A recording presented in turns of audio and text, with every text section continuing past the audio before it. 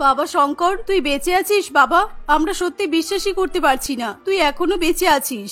কিন্তু বাবা, তুই ফিরে এলি এমন একটা দিনেই ফিরে এলি। আমরা আজকেই রোহিতের সঙ্গে বৌমার দ্বিতীয় বিয়ে দিলাম, তুই আরো আগে ফিরে আসতে পারলি না কেন বাবা? না মা, আমি দোষীদের বিরুদ্ধে উপযুক্ত প্রমাণ জোগাড় করছিলাম। আজকে আমি প্রমাণ সমেত ফিরে এসেছি। তোমরা যাকে এতদিনে বৌমা না মনে করে নিজেদের মেয়ে মনে করে এসেছো, তার আসল মুখোশ আমি তোমাদের সামনে খুলে দেবো। আজ থেকে প্রায় 6 মাস আগে শঙ্কর এবং অহনা একে অপরকে পছন্দ করে বিয়ে করে। বিয়ের পর তারা সপরিবারে দার্জিলিং এ ঘুরতে যায়।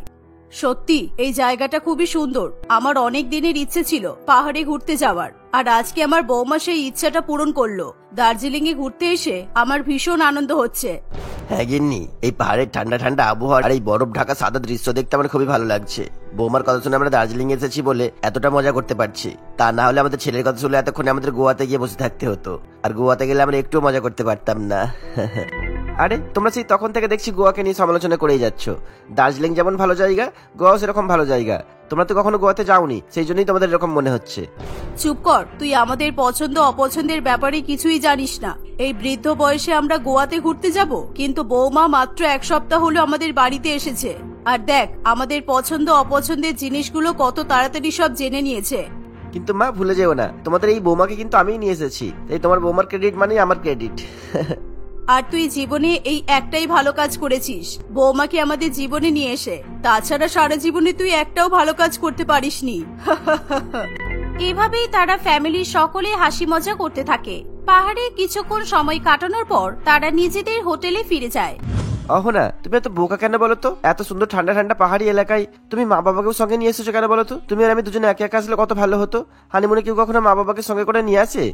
এ বাবা, তুমি কেমন ছিলে গো? ওটা শুধু তোমার বাবা মা নয়, ওটা আমারও বাবা মা। আর আমরা একা একা মজা করব কেন? বাবা মা তো কোথাও ঘুরতে যেতেই পারে না, সেই জন্য আমি আমাদের ফার্স্ট ট্রিপ ফ্যামিলির সঙ্গেই রেখেছি। এর পরের বারে তো আমরা দুজনেই ঘুরতে যাব, তুমি চাপ নিচ্ছ কেন? আচ্ছা ঠিক আছে, ডিনার করতে হবে তো? হোটেলে ডিনার করবে নাকি বাইরে কোথাও খেতে যাবে বলো? বাইরে যাব, কিন্তু বাইরে প্রচন্ড ঠান্ডা। বাবা মাকে এই সময় বাইরে নিয়ে যাওয়া ঠিক হবে না, ওনাদের ঠান্ডা লেগে যেতে পারে। কি করি বলো তো, বুঝতেই পারছি না। হ্যাঁ আমি ওটাই তো বলতে চাইছি, বাইরে প্রচন্ড ঠান্ডা। আমরা যে হোটেলে আছি সে হোটেলের খাবারও তো একদমই ভালো নয়। এক কাজ করো, তুমি মা বাবার কাছে গিয়ে বসো, আমি বাইরে যাচ্ছি। আমি বাইরে রেস্টুরেন্ট থেকে খাবার প্যাক করে নিয়ে আসছি, তারপর সবাই মিলে একসঙ্গে মজা করে খাবো। এই বলে শঙ্কর তার গাড়ি নিয়ে হোটেল থেকে বেরিয়ে পড়ে। সে পাহাড়ি রাস্তা দিয়ে গাড়ি চালিয়ে রেস্টুরেন্টের দিকে যেতে থাকে, কিন্তু যখন সে গাড়ি থামাতে চায় কিছুতেই গাড়ি থামতে চায় না, কারণ সেই গাড়ির ব্রেক ফেল করে যায়। শঙ্কর অনেক চেষ্টা করেও কিছুতেই নিজেকে রক্ষা করতে পারে না। সে পাহাড়ি এলাকার খাদের মধ্যে পড়ে যায়। ওদিকে অনেক রাত হয়ে গেলেও শঙ্কর বাড়ি ফিরে না আসায় তার পরিবার পুলিশে খবর দেয়। সারা রাত ধরে শঙ্করকে খোঁজাখুঁজি করা হয়। পরের দিন সকালে শঙ্করের গাড়ি পাহাড়ি এলাকার নদীতে খুঁজে পাওয়া যায়। আপনাদের ছেলেদের গাড়ি আমরা নদীতে খুঁজে পেয়েছি। আমাদের অনুমান শঙ্করের ডেড বডি নদীতেই ভেসে গেছে। আমরা অনেক চেষ্টা করেও কিছুতেই শঙ্করের ডেড বডি খুঁজে পেলাম না, আর অত উপর থেকে নিচে বললে কারোর পক্ষে বেঁচে থাকাও সম্ভব নয়। I am sorry. এই শুনে অহনা এবং তার শ্বশুর শাশুড়ি কান্নায় ভেঙে পড়ে। বিয়ের মাত্র 1 সপ্তাহ পর নিজের স্বামীকে হারিয়ে অহনা ভীষণ পরিমাণে কান্নাকাটি করতে থাকে। তার শ্বশুর মশাই এবং শাশুড়ি মা তাকে সান্ত্বনা দেওয়ার চেষ্টা করে। তারা পরের দিনই আবার নিজেদের বাড়িতে ফিরে আসে। বাড়িতে ফিরে আসার পর অহনা সবকিছু সুস্থ স্বাভাবিক অবস্থায় ফিরিয়ে নিয়ে আসার চেষ্টা করে, কারণ সে যে কোনো উপায়ে তার শ্বশুর মশাই এবং শাশুড়ি মাকে হাসি খুশি দেখতে চায়। আপনারা একদম চিন্তা করবেন না, আপনাদের ছেলের জায়গাটা এবার আমি নেব। আমাদের ফ্যামিলি বিজনেস এবার আমি সামলাবো। শঙ্কর যা যা করতো সব আমি করব। আপনারা এবার আমাকে আপনাদের ছেলে বলে মনে করবেন। আজ থেকে আমি আপনাদের ছেলে। অহনার মুখে এমন কথা শুনে তার শ্বশুর মশাই এবং শাশুড়ি মা দুজনেই খুবই খুশি হয়। অহনা সেদিন থেকে ফ্যামিলি বিজনেস সামলানো শুরু করে দেয়। এখন অহনা সবসময় যেন একা একা থাকতে ভালোবাসে। সে তার শাশুড়ি মা কিংবা শ্বশুর মশাইয়ের সঙ্গে বেশি কথা বলে না, সবসময় নিজেকে ঘরের মধ্যেই বন্দি রাখে। এমনকি নিজের খাবারও সে নিজের ঘরে নিয়ে চলে যায়। শুধু তাই নয়, এখন অহনা বাড়িতেও খুব একটা থাকে না। খুব সকাল করে সে বাড়ি থেকে বেরিয়ে পড়ে আর গভীর রাতে বাড়িতে ফিরে আসে। অহনার এরকম অবস্থা দেখে তার শাশুড়ি মা এবং শ্বশুর মশাই দুজনেরই খুবই খারাপ লাগে। গিন্নি, বৌমার এরকম অবস্থা আমি কিছুতেই দেখতে পাচ্ছি না। বৌমা পুরোপুরি পাল্টে গেছে, সবসময় একা একা থাকছে, যতটা সম্ভব নিজেকে কাজের মধ্যে ব্যস্ত রাখার চেষ্টা করছে। আমার মনে হয় এবার বৌমার দ্বিতীয় বিয়ে দেওয়া দরকার, কেননা বৌমার এখন বয়স অনেক কম, আর তাছাড়া ও তো এখন সারা জীবন একা একা কাটাতেও পারবে না। তুমি এই বলছো? আমি তো অহনাকে অনেকবার বলেছি দ্বিতীয়বার বিয়ে করার কথা, কিন্তু ও তো কিছুতেই আমার কথা শুনতে চায় না। ও বলছে ও সারা জীবন এভাবেই কাটিয়ে দেবে। দাঁড়াও, আমি এই নিয়ে অহনার সঙ্গে কথা বলবো, তুমি বরং একবার ভাবনাকে ডেকে নিয়ে এসো। এই শুনে লাবণী দেবী অহনাকে সেখানে ডেকে নিয়ে আসে। বাবা, আপনি আমাকে ডাকলেন? আসলে আপনার সঙ্গেও আমার খুব একটা দরকারি কথা ছিল। আমাদের ম্যানেজার মদন বাবু আপনার পেছনে 10 লক্ষ টাকা হেরফের করেছে, সেই জন্য আমি ওকে চাকরি থেকে তাড়িয়ে দিয়েছি। আর কালকে নতুন ম্যানেজারের জন্য আমাদের অফিসে একজন ইন্টারভিউ দিতে আসবে। কালকে কিন্তু একবার আপনাকে অফিসে যেতে হবে। উফ বৌমা, আমার কোনো ম্যানেজার লাগবে না, এগুলো সব পরে হবে। এখন তুমি ম্যানেজার সিলেক্ট না করে ভালো থেকে একজন জীবন সঙ্গীকে সিলেক্ট করো। আমরা তোমাকে আবারও হাসি খুশি দেখতে চাই, আমরা তোমার দ্বিতীয় বিয়ে দিতে চাই বৌমা। অহনা তার শ্বশুরমশাইয়ের মুখে দ্বিতীয় বিয়ে করার কথা শুনে প্রচন্ড রেগে যায়। আপনারা কেন আমার পিছনে পড়ে আছেন? আমি শঙ্করকে ছাড়া আর কখনো কাউকে নিজের করে নিতে পারবো না। আমি শঙ্করের স্মৃতি নিয়ে সারা জীবন বেঁচে থাকতে পারবো। আমি আর কখনোই বিয়ে করব না, কারণ শঙ্করের মতো ভালো ছেলে আমি আর কখনো খুঁজেও পাবো না। শঙ্করের মতো ভালোবাসা আমাকে কেউ দিতে পারবে না। এই বলে অহনা চোখে জল নিয়ে নিজের রুমে চলে যায়। পরের দিন অহনা অফিসে চলে যায়। সেদিন রোহিত নামে একটি ছেলে ম্যানেজার পোস্টে চাকরির জন্য ইন্টারভিউ দিতে আসে। রোহিত খুবই ট্যালেন্টেড একজন ছেলে হওয়ায় অহনা তাকে ম্যানেজার হিসেবে নিযুক্ত করে। চাকরিতে জয়েন করার পর রোহিত সবসময় অহনার সঙ্গে থাকে। সে অহনাকে বিভিন্ন কাজে সাহায্য করে এবং পরামর্শ দেয়। এমনকি সে অহনাদের পারিবারিক সমস্যাতেও তাদের পাশে গিয়ে দাঁড়ায়। এভাবেই অহনা এবং রোহিতের মধ্যে খুব ভালো একটা বন্ধুত্ব তৈরি হয়। এমনই একদিন, রোহিত, আমাকে এখনই বাড়ি যেতে হবে। আমার বাবার শরীর ভীষণ খারাপ, ওনাকে হসপিটালে ভর্তি করতে হবে। তুমি অফিসে থাকো কেমন? আমি আসি। কিন্তু অহনা, তুমি একা একা কিভাবে তোমার বাবাকে হসপিটালে নিয়ে যাবে? চলো, আমি তোমার সঙ্গে যাচ্ছি। আর আমি শুধুমাত্র তোমার ম্যানেজার বলে তোমাকে কিছু তো অফিসেই সাহায্য করতে পারবো নাকি? আর ওর কাছে হেল্প করতে পারবো না? এটা তো নয়। এই বলে রোহিত অহনাকে সঙ্গে নিয়ে তাদের বাড়িতে যায়। রোহিত তৎক্ষণাৎ অহনার শ্বশুরমশাইকে হসপিটালে নিয়ে যায়। ডাক্তারবাবু জানায় রামমোহন বাবু ছোট একটা ব্রেন স্ট্রোক হয়েছিল, কিন্তু এখন সে পুরোপুরিভাবে বিপদমুক্ত। তবে ডাক্তার তাকে যতটা সম্ভব চিন্তামুক্ত থাকার পরামর্শ দেন। কিছুক্ষণ পর লাবণী দেবী রামমোহন বাবুর সঙ্গে দেখা করতে যায়। কি গো, এখন তুমি কেমন আছো? তোমার এখন কোনো অসুবিধা হচ্ছে না তো? না গিন্নি, আমার কোনো অসুবিধা হচ্ছে না। তবে বৌমার দ্বিতীয় বিয়ে না দেওয়া পর্যন্ত আমি কিছুতেই চিন্তামুক্ত হতে পারবো না। আচ্ছা, তুমি কি একটা জিনিস লক্ষ্য করেছো? বৌমা আমাদের নতুন ম্যানেজার রোহিতের সঙ্গে কত খুশি থাকে। রোহিত খুবই ভালো ছেলে, ও বৌমাকে সবসময় হ্যাপি রাখার চেষ্টা করে। এমনকি ও আমাদের যে কোনো বিপদ আপদেও ছুটে এসে পাশে দাঁড়ায়। বুঝেছি। তুমি রোহিতের সঙ্গে বৌমার বিয়ের কথা বলছো, তাই তো? আমারও কিন্তু ছেলেটাকে খুব পছন্দ। আমার মনে হয় বৌমাকে জোর করলে বৌমা বিয়েতে রাজি হয়ে যেতে পারে। আর বৌমা যদি এবার রাজি না হয় তবু আমরা বৌমার কোনো কথা শুনবো না। দরকার পড়ে জোর করে আমরা বৌমার দ্বিতীয় বিয়ে দেব, কারণ আমরা বৌমাকে সুখী দেখতে চাই। এভাবেই লাবণী দেবী এবং রামমোহন বাবু অহনার সঙ্গে রোহিতের দ্বিতীয় বিয়ে দেওয়ার সিদ্ধান্ত নেয়। রামমোহন বাবু কিছুটা সুস্থ হয়ে উঠলে সে অহনাকে রোহিতের সঙ্গে বিয়ে করার জন্য জোর করতে থাকে। শেষ পর্যন্ত অহনা তার শ্বশুর মশাইয়ের কথা মেনে নিতে বাধ্য হয়। সেদিনই রামমোহন বাবু রোহিতের সঙ্গে অহনার বিয়ে দিয়ে দেয়। নিজেদের বাড়ির বৌমাকে আবার নতুন করে বউ সাজতে দেখে রামমোহন বাবু এবং লাবণী দেবীর চোখে জল চলে আসে। বৌমা, তুমি যাও, তুমি রোহিতের সঙ্গে তোমার নতুন জীবন শুরু করো। আর আমরা এখানে থাকবো না। তুমি যেভাবে আমাদের ছেলের অবর্তমানে আমাদের খেয়াল রেখেছো, অন্য কোনো মেয়ে থাকলে হয়তো কখনোই আমাদের জন্য এরকম করতে পারতো না। সেই জন্য আমরা সিদ্ধান্ত নিয়েছি আমাদের সমস্ত কোম্পানি তোমার নামে লিখে দেবো। আর আমরা তোমাদের সঙ্গে থাকতে পারবো না বৌমা, কারণ আমরা যদি তোমার সঙ্গে থাকি তাহলে তোমার বারে বারে শঙ্করের কথা মনে পড়বে। আর রোহিতের সঙ্গে সুখে সংসার করার জন্য যে করেই হোক তোমাকে শঙ্করকে ভুলতেই হবে। তোমরা দুজনে সুখে থাকো, আমরা শুধু এটাই চাই। ঠিক এমন সময় হঠাৎ করে তারা সকলেই শঙ্করের গলার আওয়াজ শুনতে পায়। না মা, কিছুতেই না। এদেরকে আমি কিছুতেই সুখে থাকতে দেবো না। যারা আমাকে শেষ করেছে, আমার মা বাবাকে শেষ করেছে, তাদেরকে আমি কিভাবে সুখে থাকতে দেবো? শঙ্করকে দেখে তার বাবা মা দুজনেই চমকে ওঠে। আর বিশেষ করে অহনা এবং রোহিত প্রচন্ড পরিমাণে ভয় পেয়ে যায়। বাবা শঙ্কর, তুই বেঁচে আছিস বাবা? আমরা তো মনে করেছিলাম তুই পাহাড়ের উপর থেকে পড়ে গিয়ে। হ্যাঁ মা, বেঁচে আছি। তোমাদের প্রার্থনা আমাকে বাঁচিয়ে রেখেছে। আর এদের মতো দোষী পাপীদের শাস্তি দেওয়ার জন্যই আমি এখনো পর্যন্ত বেঁচে আছি। না বাবা, তুই বৌমাকে ভুল ভাবছিস। বৌমা বিয়েটা কিছুতেই করতে চাইনি। আমরা জোর করে রোহিতের সঙ্গে বৌমার বিয়ে দিয়েছি, কারণ আমরা তো জানতাম তুই মারা গেছিস। তুই জানিস না তোর অবর্তমানে বৌমা আর রোহিত আমাদের কত খেয়াল রেখেছে। নাটক করছে মা তোমাদের সঙ্গে, শুধুমাত্র নাটক করছে এরা। রোহিত আর অহনা অনেক আগে থেকে এরা অপরকে পছন্দ করে। বিয়ের আগে থেকে এদের পরিচয় ছিল। অহনা শুধুমাত্র আমাদের সম্পত্তি লোভে এই রোহিতের সঙ্গে প্ল্যান করে আমাকে বিয়ে করেছিল। আর আমাকে মার্ডার করার প্ল্যান করার জন্য আমাদের সবাইকে পাহাড়ে ঘুরতে নিয়ে গিয়েছিল, বুঝেছো? সেদিন যখন শঙ্কর বাইরের রেস্টুরেন্ট থেকে খাবার নেবে বলে হোটেল থেকে বেরিয়ে পড়ে, তখনই অহনা তাড়াতাড়ি করে রোহিতকে ফোন করে। হ্যাঁ রোহিত, শঙ্কর কিন্তু খাবার আনার জন্য বেরিয়ে পড়েছে। তুমি গাড়ির ব্রেকটা নষ্ট করে দিয়েছো তো? হ্যাঁ ডার্লিং, তুমি একদম চিন্তা করো না, আমি সব ব্যবস্থা করে দিয়েছি। শঙ্কর যেই গাড়িতে বসবে আর পুরো উপরে গিয়ে পৌঁছাবে, আজকে আমাদের পথের কাটা পুরোপুরি শেষ হয়ে যাবে। এভাবেই অহনা এবং রোহিত ইচ্ছা করে শঙ্করের গাড়ির ব্রেক খারাপ করে দেয়, কিন্তু শঙ্কর পাহাড়ের উপর থেকে নদীতে পড়ে যাওয়ার পর প্রচন্ড পরিমাণে আঘাত পেলেও সে মারা যায় না, কারণ পাহাড়ি এলাকার এক বৃদ্ধ লোক তাকে উদ্ধার করে আর পাহাড়ি চিকিৎসার মাধ্যমে শঙ্করকে সুস্থ করে তোলে। শঙ্কর আবার সুস্থ হয়ে খুবই খুশি হয়। সে আবার নিজেদের এলাকাতে ফিরে আসে, কিন্তু শঙ্কর যখন বাড়ির দিকে যেতে থাকে তখনই একটা রেস্টুরেন্টে সে অহনা এবং রোহিতকে কথা বলতে দেখতে পায়। সেদিন থেকে শঙ্কর রোহিত এবং অহনার উপর কড়া নজর রাখে আর তাদের ষড়যন্ত্রের কথা সবটাই জানতে পেরে যায়। আমার কাছে সব প্রমাণও আছে, আর সেই প্রমাণ আমি অলরেডি পুলিশের হাতে তুলেও দিয়েছি। নাও, পুলিশ চলেও এসেছে। সুখে জীবন কাটাবে তাই না? এবার বাকি জীবনটা জেলের মধ্যে কাটাও গিয়ে। পুলিশ অহনা এবং রোহিতকে ধরে নিয়ে চলে যায়। এভাবেই দোষী ব্যক্তিরা নিজেদের পাপের শাস্তি পায়, আর অন্যদিকে শঙ্করের বাবা মা আবার নিজেদের ছেলেকে ফিরে পায়।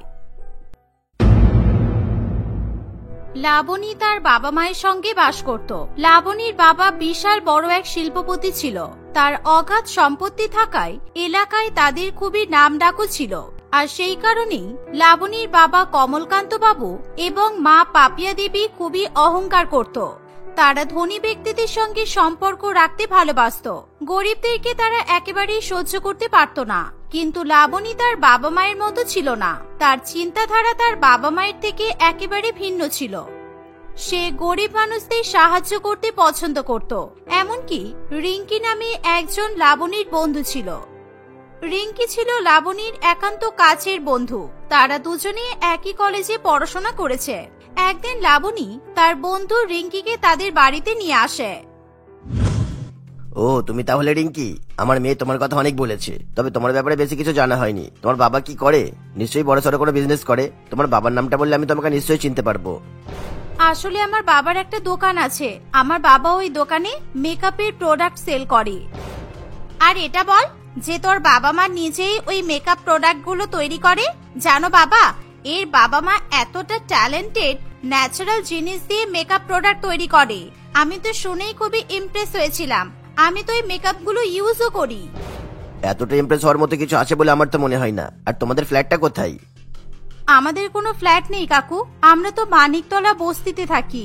ওখানেই আমাদের ছোট্ট একটা ঘর আছে। আর আমার বাবার দোকানটা খুবই ছোট, সেই কারণে বাবার দোকানে সেরকম বিক্রি হয় না। তবে আমি আশা করছি আমার বাবা একদিন ভালো জায়গায় পৌঁছাবে। ঠিক আছে, তোমাদের এই গরিবদের গল্প শুনতে আমি একদম ইন্টারেস্টেড নই।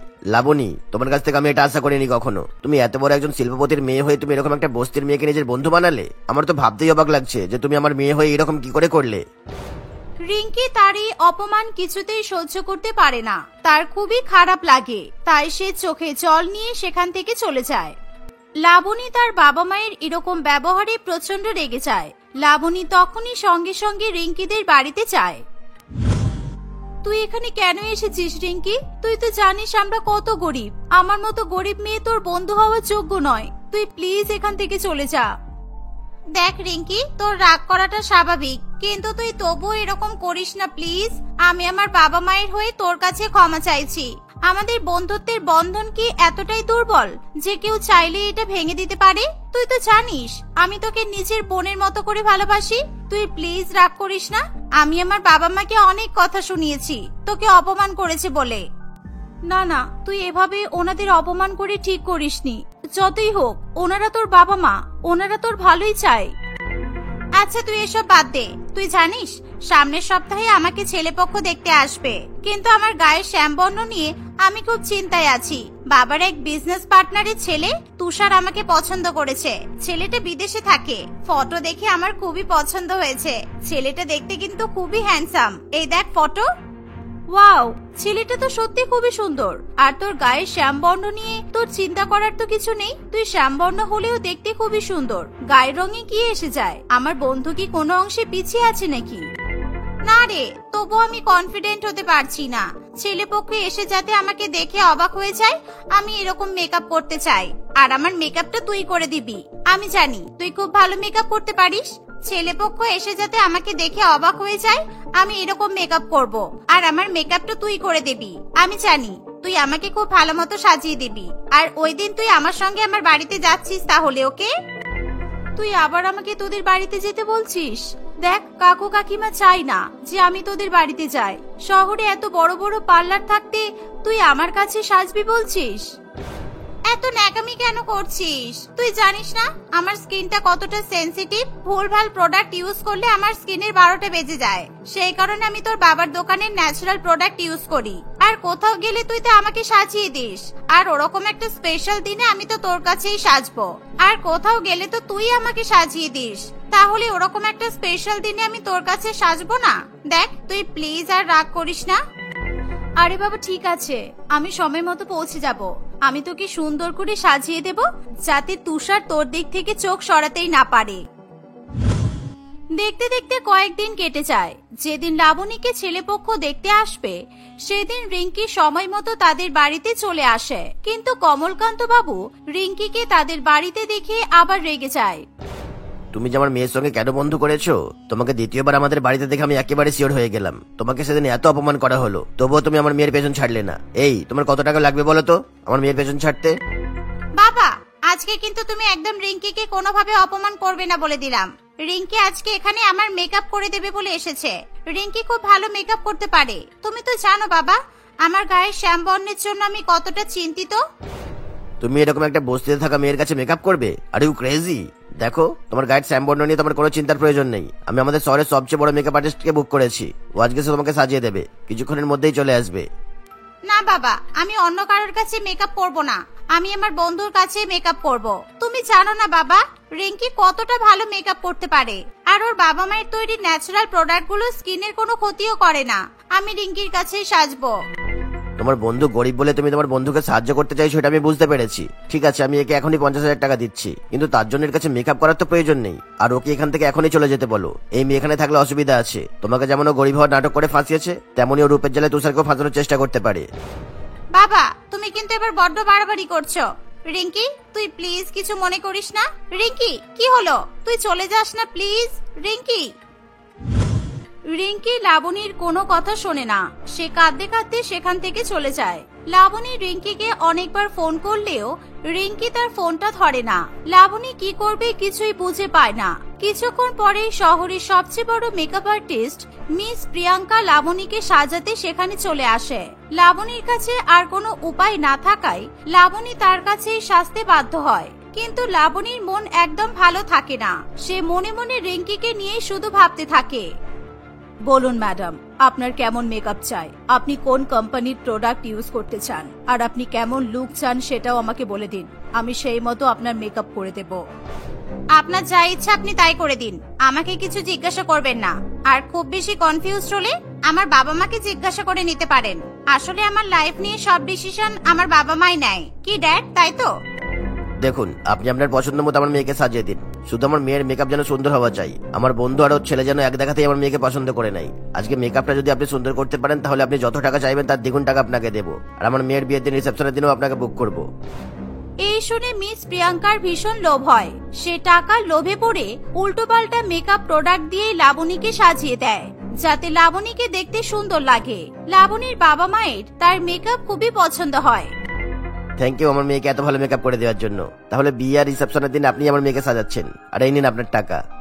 বিয়ের দিন আমি রিঙ্কির কাছেই সাজবো, কারণ এনার মেকআপ আমার একদম পছন্দ হয়নি। এর চেয়ে ভালো তো রিঙ্কি সাজাতে পারে। আপনি প্লিজ কিছু মনে করবেন না। আসলে আমার মেয়েটা না বড্ড জেদ করে, নিজের ভালোটা কিছুতেই বুঝতে চায় না। আচ্ছা, আপনি এবার আসতে পারেন। বিয়ের ডেট ফাইনাল হলে আমি আপনাকে জানিয়ে দেবো, কেমন? এই শুনে মেকআপ আর্টিস্ট সেখান থেকে চলে যায়। কিছুক্ষণের মধ্যেই তুষার এবং তার বাবা মা লাবণীকে দেখতে আসে। তারা সবাই লাবণীকে পছন্দ করে।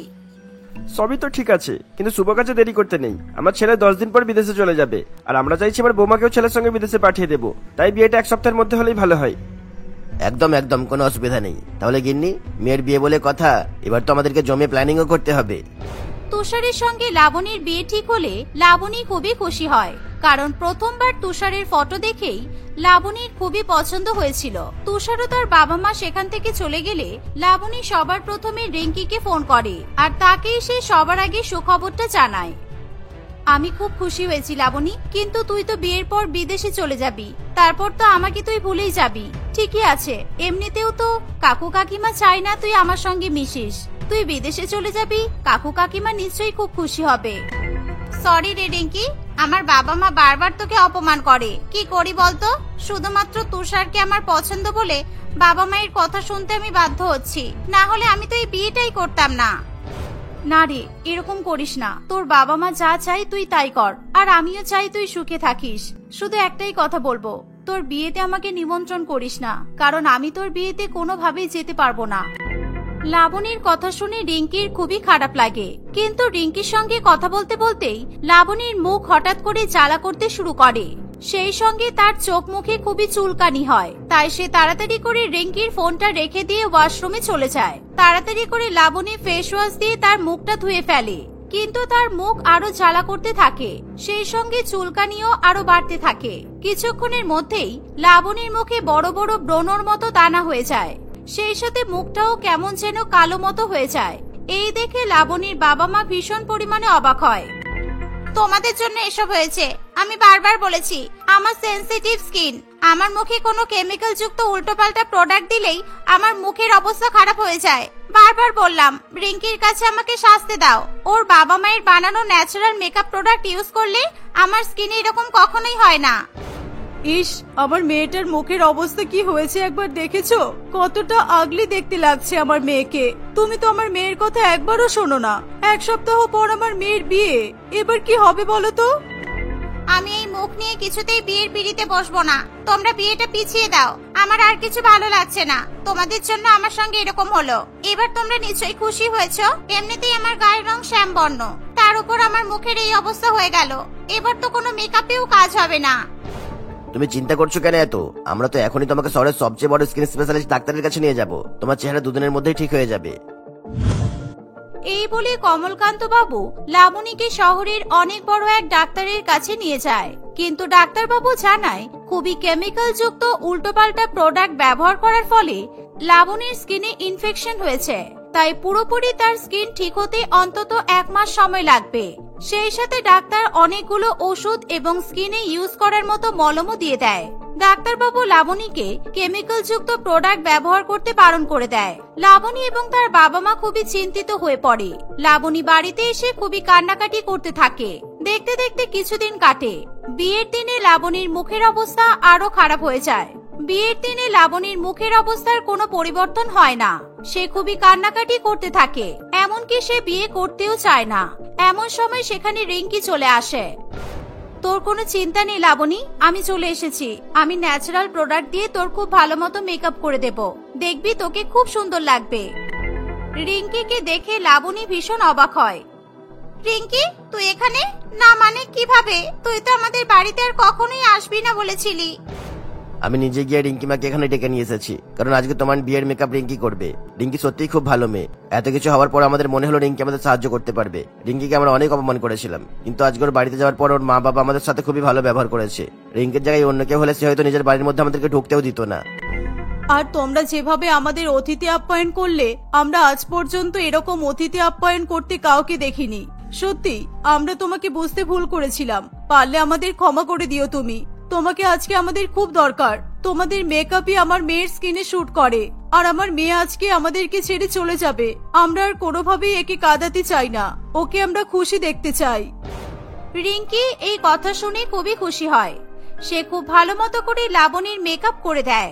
মেকআপ করার পর লাবণীর মুখে কোনো রকমের দাগ দেখা যায় না, তাকে দেখতে খুবই সুন্দর লাগে। এমনকি মেকআপ করার পর লাবণীর কোনো অসুবিধা হয় না। বিয়ে করতে এসে তুষার লাবণীকে দেখে তার অনেক প্রশংসা করে। লাবণীও খুবই খুশি হয়। কিছুক্ষণের মধ্যেই লাবণী এবং তুষারের শুভ বিবাহ সম্পন্ন হয়। বিয়ের পর লাবণীর বাবা রিঙ্কিকে আর্থিকভাবে সাহায্য করে, যাতে রিঙ্কি তার একটা নিজস্ব পার্লার খুলতে পারে। রিঙ্কি তার মেকআপ করার প্রতিভা সকলের সামনে তুলে ধরতে পারে। ধীরে ধীরে রিঙ্কি একজন বিখ্যাত মেকআপ আর্টিস্টে পরিণত হয় এবং তার বাবা মায়ের ন্যাচারাল মেকআপ প্রোডাক্টের দোকান একদিন এক বড় শপিং মলে পরিণত হয়।